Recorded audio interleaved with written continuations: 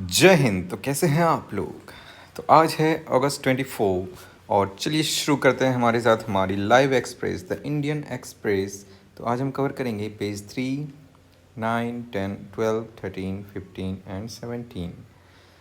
So guys, do check the description box where I will be uploading only the relevant pages of the newspaper for your study. So let's start our journey. आज यानी अगस्त 24 2023 को जो हमारा पहला topic है page number 3 पे। वैसे पहले ये देख लें, the moon is Indian, the moon is Indian, very proud moment for all of us. So let's start with moon. 40-day journey ends with soft landing as per script. Chandrayaan 3, first to land near the moon's south pole. All eyes on rover. ISRO says craft healthy. Rarely do the literal and figurative blend together so effectively. They did Wednesday evening as the Chandrayaan 3 landed gently on the lunar surface. India was over the moon. Scripting history and defining the finest moment till date of the Indian space program, the Chandrayaan 3 lander module touched down on the moon near its south pole at 6:04 pm after 17 minutes of powered descent, becoming the first spacecraft to land in the unexplored lunar region, believed to be a reservoir of frozen water key to future space missions. We have achieved a soft landing on the moon. India is on the moon.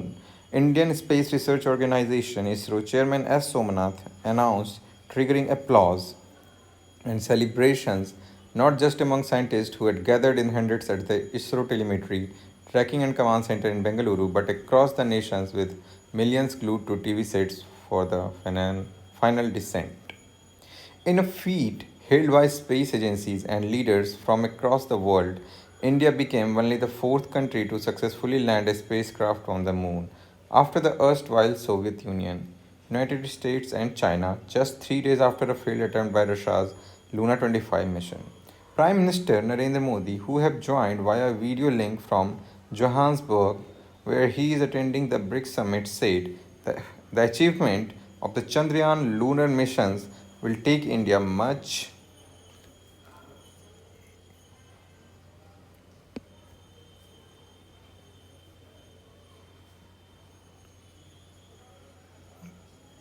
page number 9.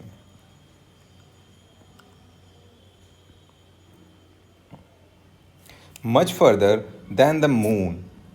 We will test the limits of our solar system and will work towards realizing the possibilities of space exploration for the benefit of humankind. His remarks and the success of the mission underlined India's rise as a space and technology powerhouse amid her assertion for a seat at the global high table.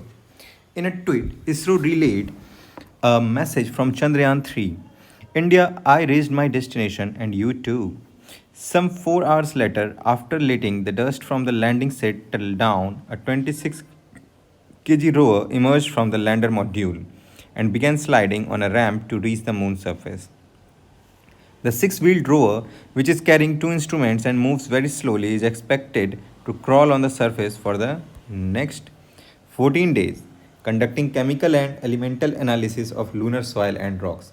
The lander module, which will remain stationary, carries four instruments that will record chemical, thermal, and seismic measurements of the moon's surface. The lander and the rover are equipped with cameras and can photograph each other. During their stay on the moon, ISRO is likely to receive hundreds of photographs of the lunar surface and of the instruments doing their work. Wednesday landing came 4 years after the disappointment of Chandrayaan 2, which crashed on the lunar surface while making a similar attempt at soft landing. The moon landing establishes ISRO a serious and leading player in planetary exploration. ISRO has already sent an orbiter to Mars in 2014 and has plans to study the Sun and Venus and also send humans to space. The Aditya L1 mission, ISRO's first to study the Sun, is slated for launch this September. At the mission control room, Somnath said, "We had a very soft landing and it actually achieved most of the nominal conditions for landing, including the velocity of touchdown. The velocity was far less than the 2 meter per second that was considered as the nominal velocity, and this gives us a lot of confidence that the health of the craft will be very good and we will be able to continue with experiments, including rover coming out and doing experiments. We are very excited to see this mission succeed. It was not an easy task at all. It was a work of so many years. The failed Chandrayaan 2 was a work of many years and Chandrayaan 3 for the last 4 years. The learning from Chandrayaan 2 really helped us in perfecting the methodology, and we also had a large number of experiments and tests. And that has paid dividends today, he said. M.S. Shankaran, director of the U.R. Rao Space Center, which built the Chandrayaan 3 orbiter and lander, and one of the key persons in the mission operation, said he continued to have fears about the mission till the last minute. I was not very confident because we have seen issues a couple of times. As a person working in this domain for 36 years, I know there are a thousand things that can go wrong. Success is a reflection of the effort that has been put in. Wow, so such a beautiful line. The success is a reflection of efforts that has been put in. Our next topic is after the celebrations, how Moonshot clears the way for the big and the bold. That India is only the fourth country to soft land on the moon and the first to touch down near the lunar south pole is a moment of great national celebration. This is also a moment to seize the new possibilities for India's leadership in transforming the relationship between humanity and outer space. Indeed, the one lunar day, that is 2 Earth week, that the Chandrayaan 3 rover will spend probing the southern polar region of the moon heralds a new era in India's engagement with space. India's successful moonshot comes when the major parts are moving away from treating space ventures as mere prestige projects to fly the flag. They want to gain a big share of the unfolding space industrialization, extract extraterrestrial mineral resources, and embark on deep space exploration. They also want to gain a military advantage in space over their geopolitical rivals on Earth.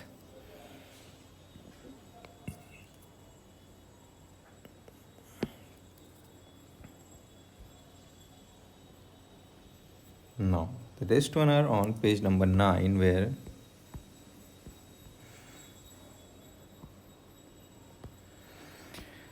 how moonshot clears way for big bold.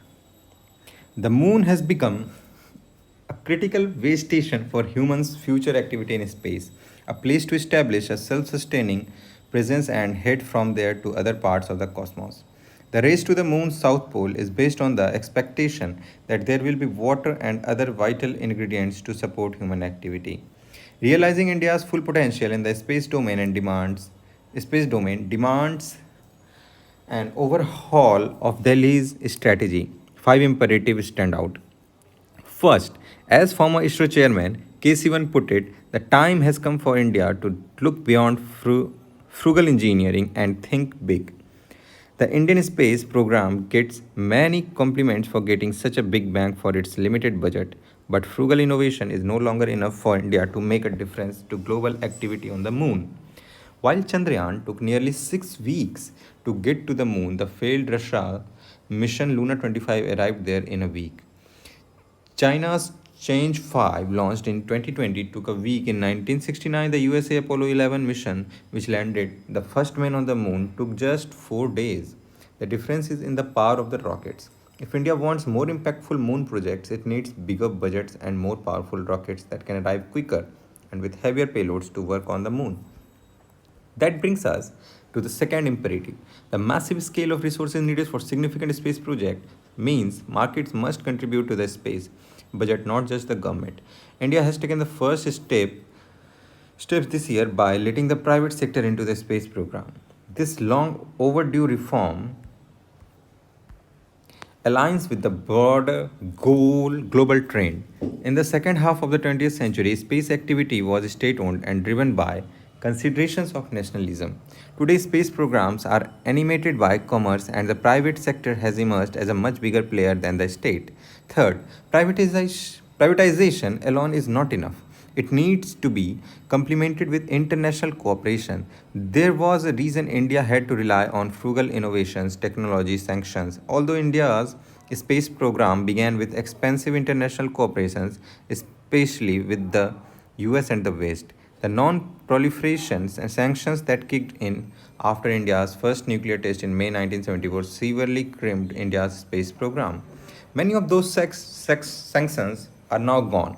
Thanks to the historic 2005 India US Civil Nuclear Initiative, India is now part of the missile technology control regime that regulates trade in the space technology and is a member of the Wassenaar arrangement that sets the rules for the transfer of dual use technologies.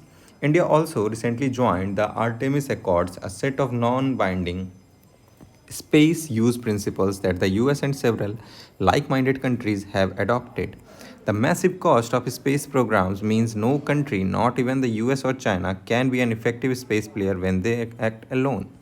A past isolation compelled India to develop a purely national space program. Its lunar possibilities can only be realized through the space partnership and joint moon projects.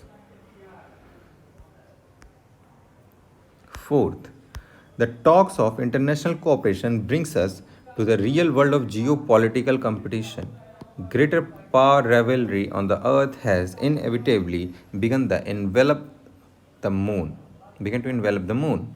Two competing moon projects are already at hand. The US is developing the Artemis mission with several partners to land a man and a woman on the moon by 2025.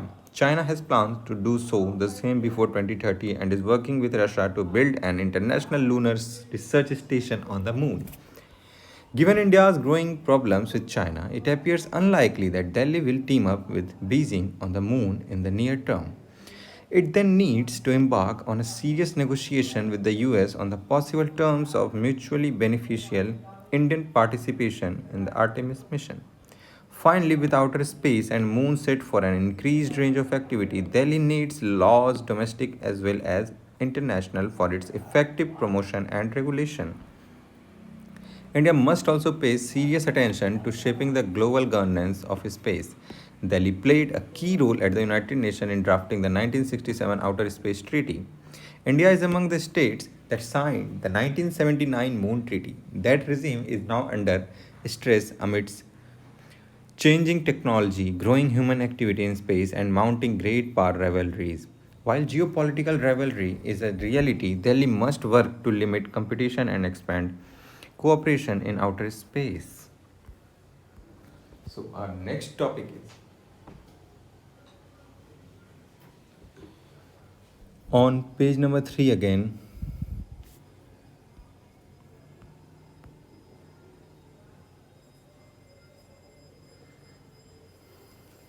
It's again regarding moon. Let's leave it. Our next topic is on page number 9. Why are nations racing to moon heavily?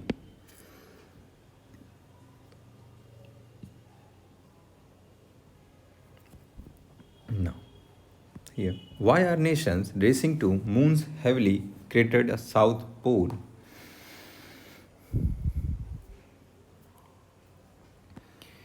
India's space agency landed a spacecraft on the moon's south pole Wednesday, a mission that will expand knowledge of lunar ice, potentially one of the moon's most valuable resources. Here is what is known about the presence of ice on the moon and why space agencies and private companies see it as a key. What makes south pole of the moon especially tricky? Attempted landings on the moons have failed before.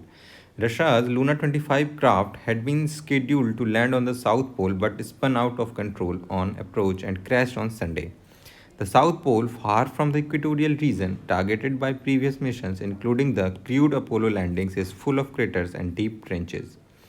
Why water on moon is important. Scientists are interested in ancient ice because they could provide records of lunar volcanoes, the material comets and asteroids delivered, and origin of oceans. If ice exists in sufficient quantities, it could be a source of drinking water for moon exploration and could help cool equipment. It could also be broken down to produce hydrogen for fuel and oxygen to breathe, supporting missions to Mars or lunar mining. Now our next topic is on page number 10.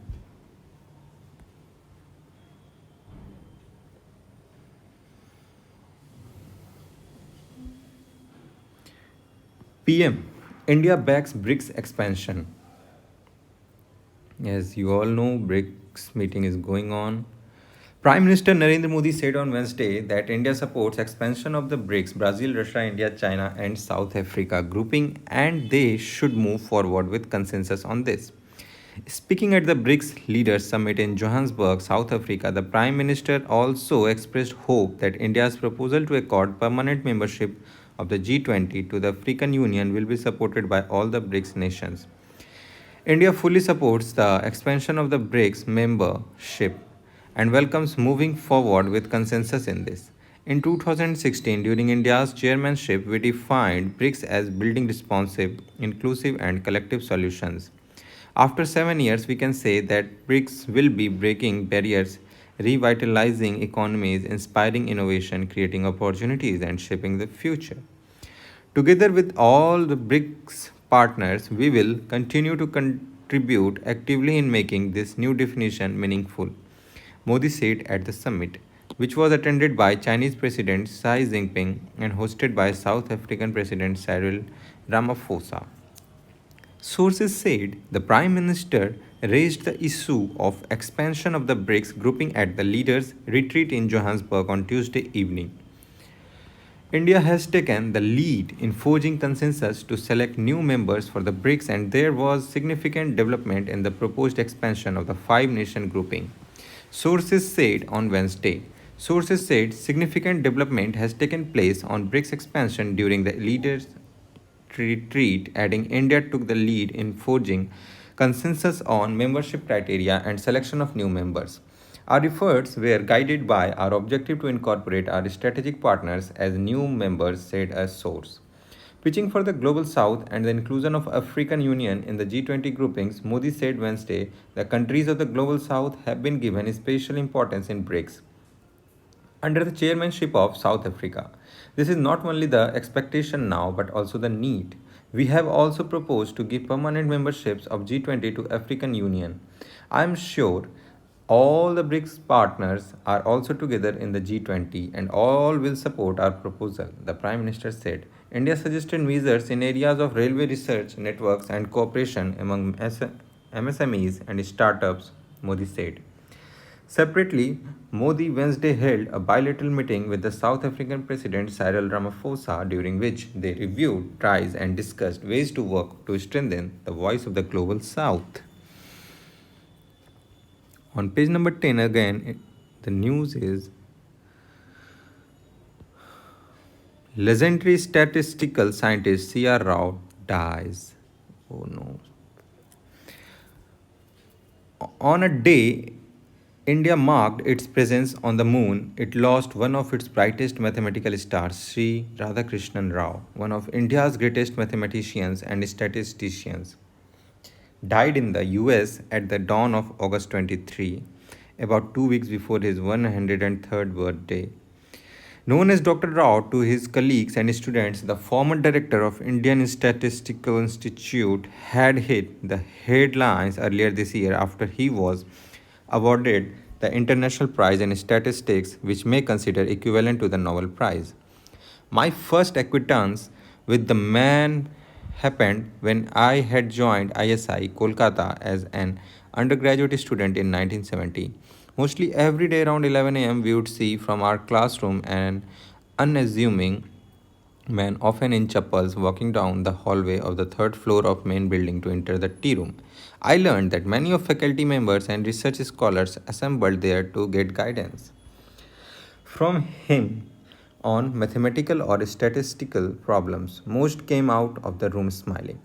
Rao studied mathematics at Andhra University and obtained a degree with top honors. Recognizing his talent, his father encouraged him to study higher mathematics. After his father's death in 1941, Rao was called to Calcutta for an interview pertaining to his job application to the Indian military. A chance meeting with a person who knew the ISI brought Rao to the presidency colleague where Prasant Chandra Mahalanobis had established ISI before it was moved to its own campus. By speaking with some faculty members and workers, Rao felt that ISI was the right place for him. In an interview in 2013, Raw stated, I went back to Visakhapatnam and told my mother that he would like to get admitted to ISI for training in statistics and it would cost me rupees 30 a month to stay in Kolkata. She said she would raise the money somehow and that I should go to Kolkata to join ISI. I traveled to Kolkata with rupees 30 in my pocket and joined ISI on 1 January 1941.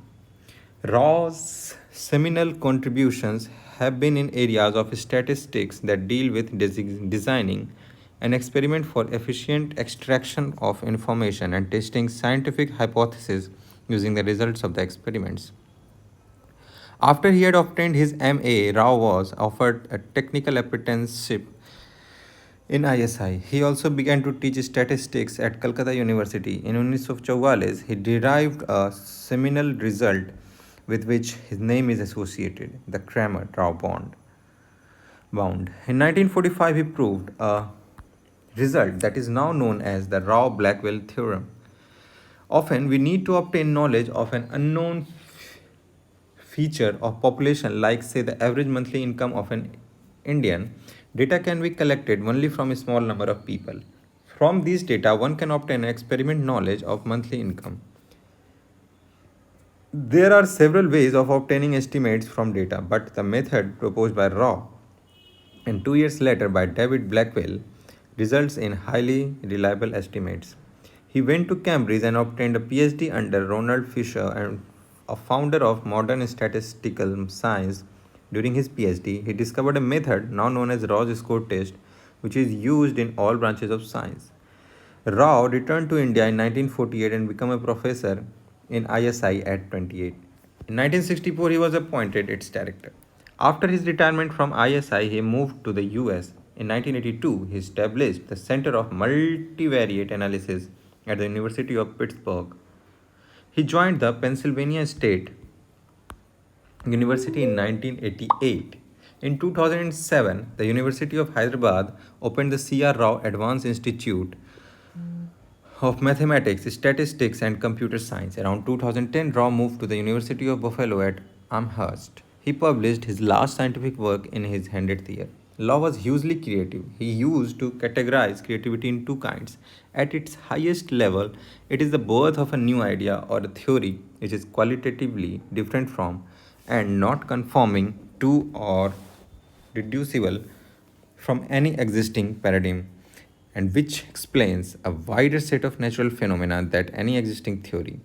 There is creativity of another kind at a different level of a discovery made with the framework of an existing paradigm, but of immense significance in a particular discipline. Rao had excelled in creativity of both kinds. Now, our next topic is on page number 12. On page number 12, we have a worker by another name. A worker by another name. Rajasthan gig workers law should serve an example to other states, says Center. The Rajasthan Gig and Platform Workers Registration and Welfare Act is a landmark legislation. Ride-share cab services like Ola and Uber first arrived in India in 2010-11. Food delivery services like Swiggy came soon after, and multi-service platforms like Urban Company are now close to a decade old.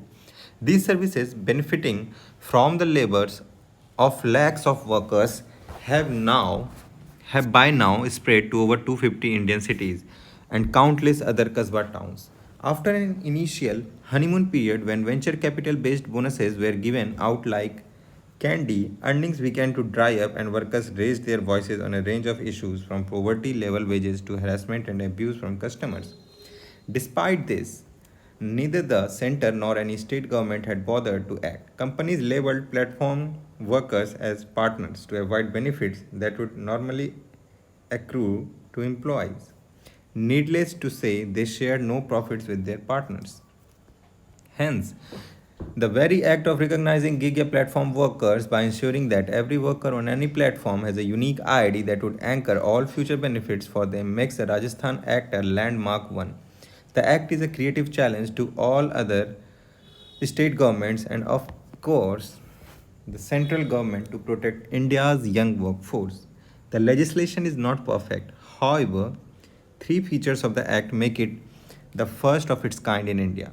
First, given the long runway that platform companies have been allowed to stabilize and turn profitable, the act is uncompromising in ensuring that a fee is levied on every transaction as a source of revenue for the welfare fund. With most companies using the upfront pricing model where the customer is given a price upfront and the workers does not know what the sum is, the workers then has no idea as to the effective commission rate being imposed on that transaction. A transaction level fee calculation forces this data into the open. Second, the Act creates a tripartite welfare board made up of government, companies, and workers to administer the fund. But the gains from the tripartite board go beyond the obvious. Companies like Uber have over the last several years sought out unions that are seemingly pliable and often do the work of the companies. A tripartite board administered fund with the revenue source being the company serves as an inoculation against corrupt rogue unions. Third, the act is unique in enforcing the companies to give up control over transaction level data and it requires the data to reside in a government controlled database with an information system or app form front end through which workers have access to data. In other words, the information sharing part of the Act is a first step towards transparency, which the companies have long resisted. If the data sharing aspect of the Act is implemented well, it will, for the first time, allow workers, the public, and policymakers alike to understand the industry and drive it in a more sustainable and progressive direction. The weakness of the Act lies at two levels. One side on sidestepping the issue of employee misclassification and some of the ambiguities that remain in the Act as past. There is growing convergence across the world that many gig workers do meet broad definitions of being employees and deserve all the protections afforded to employee or workers. The Rajasthan Act sidesteps this issue by continuing to categorize the gig companies as aggregators in as much as it is the first intervention in a field of struggle, it would have been a difficult issue to resolve. But the pathway to this resolution is through a clear implementation of the Act as it has been passed. All legislation is implemented or not based on the rules and systems created for its execution. There are several areas of the Act, from grievance resolution to data sharing, where bringing effective rules into place will be the next stage. Uber and Co, Co have a long and terrible history of refusing to follow the law. It is therefore crucial that the workers' mobilization that made this legislation possible must be continued in a period of implementation. The Rajasthan legislation is a vehicle for immediate relief as well as promise for the future. Armed with transaction level data, a commitment to grievance resolution, and recognized as workers rather than misclassified as partners, the new union in the industry, the Indian Federation of App based Transport Workers, can now forge ahead to secure further rights and remedies not only in Rajasthan but across India. Now, on page number 13, we have a time for Africa.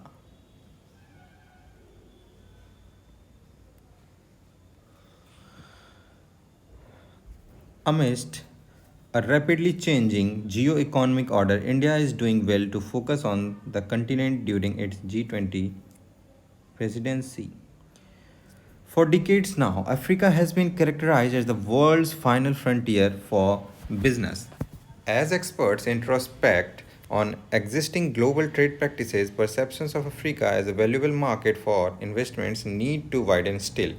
We must look to the region as a contributor to a more inclusive and stable international economic order. Encouraging investments in Africa is no longer a question of expanding businesses alone, but of diversifying supply and value chains to create an assured and relatively shock proof international economy.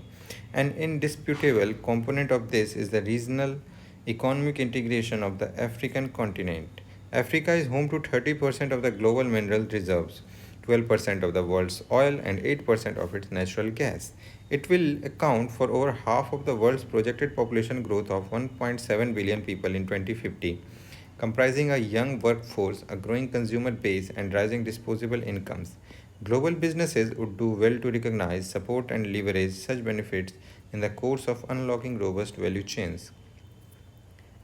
Under its presidency of the G20, India has made a historic leap, with Prime Minister Narendra Modi strongly vocalizing the need for the membership of the African Union to the group, aligned with the Government of India's vision for heightened inclusion and participation in the Global South as Business 20 B20 Action Council. African Economic Integration, an agenda for global business, was established this year. Translating Africa's vast potential into gains implies a coordinated effort from the global community, including governments, businesses, and civil society. At present, Africa contributes less than 3% of the total share of the global manufacturing and trade. 33 of the world's 46 least developed countries lie in the continent, many of which are landlocked. Under the B20 umbrella, the Action Council of African Economic Integration identified and studied five key priorities to catalyze its economic integration with the support and initiatives of G20 countries and businesses. As chair of the Action Council, I have witnessed the enthusiasm to prioritize a long term African agenda throughout the deliberations. Representing the global business economy and chiefly the African business community, the Action Council has assiduously crafted practical recommendations to effectively ensure lasting moment on furthering regional economic integration of the continent. First, human capital outcomes across health and education need to be strengthened. Like India, Africa's population represents an inviolable demographic dividend, underscoring the pivotal role that the African youth will assume in its economy in the years to come. Capturing these capabilities requires sharp focus on enhancing healthcare and education outcomes. The African Development Bank states that funds to the tune of $26 billion are required yearly to sustain healthcare expenditure in the continent. As per the World Bank, each additional year of the schooling is estimated to accrue an 11% increase in earnings for boys and 14% for girls. Here we examined how private investments can be brought to these sectors so as to empower the youth and children in Africa with quality skilling, education, and access to healthcare. An integrated economic structure would offer pooling of resources, knowledge sharing, and frugal transfer of innovative education and healthcare techniques. Second, invigorating agriculture and food systems assumes significance, particularly given that about 70% of the African population is employed in agrarian sector. Farming in the region is characterized by small and subsistence land holdings. The gap in the availability of finance and key inputs such as fertilizers and seeds leads to low productivity. Moreover, value addition stands at low levels and most agri products are exported without being processed. We recognized the need to train and educate farmers and increase mechanization along with the introduction of sustainable value added businesses in sector. Combined with better access to inputs and credit lines, the interventions can yield impressive results in Africa. Three, like all emerging economies, African nations must supplement resource based activity with industrial activities that facilitate higher productivity. The African Union's Agenda 2063 articulates the necessity of manufacturing based industrialization in better utilizing Africa's rich natural resources. Empowerment of micro, small, and medium enterprises through better access to finance and improvements in access to electricity is corollary to this goal. This, we observed, can be achieved over time through easier intracontinental trade, policy harmonization, and harnessing natural endowments in renewable energy. 4. The African Continental Free Trade Agreement AFCFTA represents a landmark initiative that was realized through trade facilitation measures.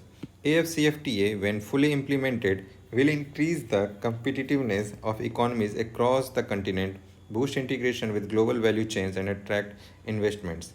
Trade facilitation must be accelerated through technology and implementation support from G20 nations. Finally, putting these recommendations into action requires a solid logistical foundation. Digital and physical connectivity are the arteries of a healthy economy. The construction of roads, railways, and air links to connect the vast expanse of the continent must be stepped up with enhanced private investments. My first hand experience of working in sub Saharan Africa for more than a decade has exemplified the incremental value in accelerating digital connectivity, be that in communication or in proliferating modernized financial inclusion, education, and healthcare. Attractive financing models, policy uniformity, and regulatory certainty will only lend strength to a foundational digital economy cutting across formal and informal sectors, offering new avenues of growth and employment. The socio-economic payoff from increased African participation in the world economy cannot be overstated. Amidst a rapidly changing geo-economic order, India's focus on Africa is timely. In the larger scheme of the things, India and Africa represents a past that is the veritable history of civilization and indeed the history of economic relations. Today, the reasons have meta- metamorphosed into a reality where India stands as one of the world's fastest growing large economies, while Africa is being increasingly highlighted as an engine for equitable and sustainable growth. Now, next topic is on page number 15.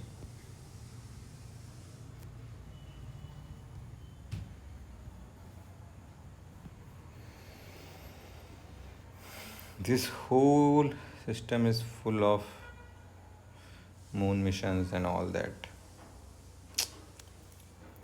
ISRO Arc to Future, Aryabhat to Chandrayaan 3 and beyond. Rocket Satellites Space Voyage, an account of the remarkable journey of Indian Space Agency. This is regarding how the satellite programs for moon mission developed in India.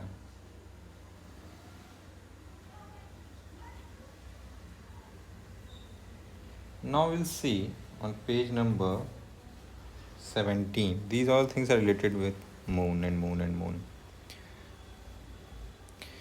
G20 Jaipur meet India to seek revival of World Trade Organization dispute resolution mechanism.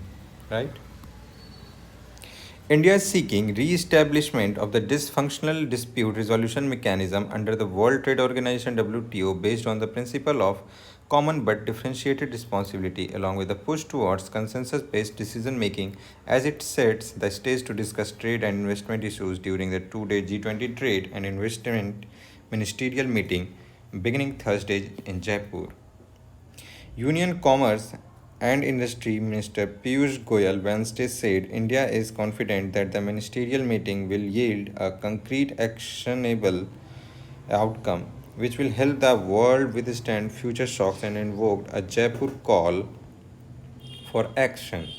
With the support of G20 members countries to promote industry, MSMEs, and expansion of trades, Goyal said that there has been convergence on major issues in trade ministerial meetings among members G20 countries, but acknowledged that there are some realities on which there is no possibility of a consensus, referring to Russia-Ukraine war. There is a good understanding between the member countries, but there are some realities. Russia Ukraine conflict on which there is no possibility of a consensus. Agreeing on that is naturally not a possibility because it is a real situation. Bearing this, we are trying to build a consensus on all the remaining priorities, he said. Goyal met World Trade Organization Director General Ngozi Okonjo-Iweala Wednesday and held bilateral meetings with the trade ministers of Bangladesh, Brazil, France, and UAE. India wants the World Trade Organization to be modernized. Whatever changes are required as per today's circumstances, India will play a crucial role in it. It is important that the dispute resolution mechanism, which has been dysfunctional from the last few years, is re-established. When World Trade Organization was established, the thinking was the growth rates were different for countries. There are different levels of development. The decisions should be based on that. What is also referred to as common but differentiated responsibility, common but differentiated responsibility, CBDR. There should be consensus. Decisions should be as per agreement of everyone, he said. Under World Trade Organization, countries can appeal in the appellate body to adjudicate disputes. The appellate body at the World Trade Organization stopped functioning from December 2019, but panels are still working. Several countries, including the US, have been punishing for reforms in the WTO. Goyal said India supports the need for reforms in the WTO and the country's engagement at the WTO ministerial will further the agenda as the voice of less developed countries. India has increasingly become the voice of the global south, and our engagement with the WTO ministerial in February 24 will further our agenda as the voice of less developed countries, he said. The discussions in the trade group meetings have focused on some of the world's major challenges to find concerted action oriented solution, he said. We have been able to come up with a significant consensus amongst the member countries invoking a Jaipur call for action. The Jaipur call for action will help promote industry MSME sector, upgrade the global trade help desk and bridge information gaps for MSMEs to help them expand their business and trade. Goel said, adding that the members have deliberated on formulating high level principles for digitalization of trade and trade facilitation. There were five priorities before the Trade and Investment Working Group: trade for growth and prosperity, trade in resilient global value chains, integrating MSMEs in global trade, logistics for trade, and WTO reforms, he added. So, these were the topics for today. Keep studying hard, keep focusing on your current affairs, and do check out the description box where I'm uploading all the relevant pages.